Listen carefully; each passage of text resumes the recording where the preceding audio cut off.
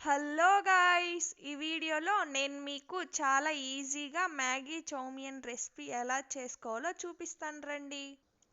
ఒక ప్యాన్ పెట్టి మ్యాగీని బాయిల్ చేసుకోవడానికి సరిపడా నీళ్ళు పోసుకొని కొద్దిగా సాల్ట్ వేసుకోవాలి.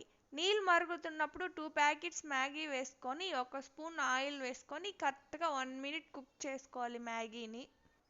1 మినిట్ కుక్ చేసిన తర్వాత ఒక స్టైనర్లో వేసి వడగట్టాలి.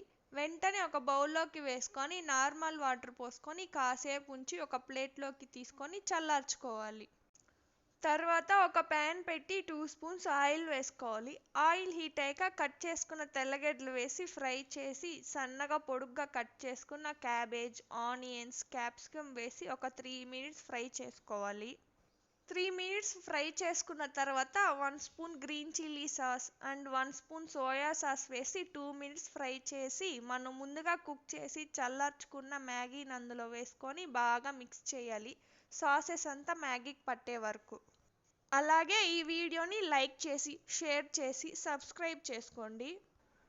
తర్వాత మ్యాగీ ప్యాకెట్లో ఇచ్చే మ్యాగీ మసాలా వేసుకోండి. నేను ఇక్కడ 2 ప్యాకెట్స్ చేస్తున్నా కాబట్టి 2 ప్యాకెట్స్ మసాలా వేస్తున్నా. మొత్తం అంతా బాగా మిక్స్ చేసి మనం ముందుగా మ్యాగీని కుక్ చేసుకున్న వాటర్ని ఒక 100 ml పోసుకొని బాగా మిక్స్ చేసి 1 మినిట్ తర్వాత 1/2 స్పూన్ పెప్పర్ పౌడర్ని వేసి ఒకసారి మిక్స్ చేసి సర్వ్ చేసుకోవాలి.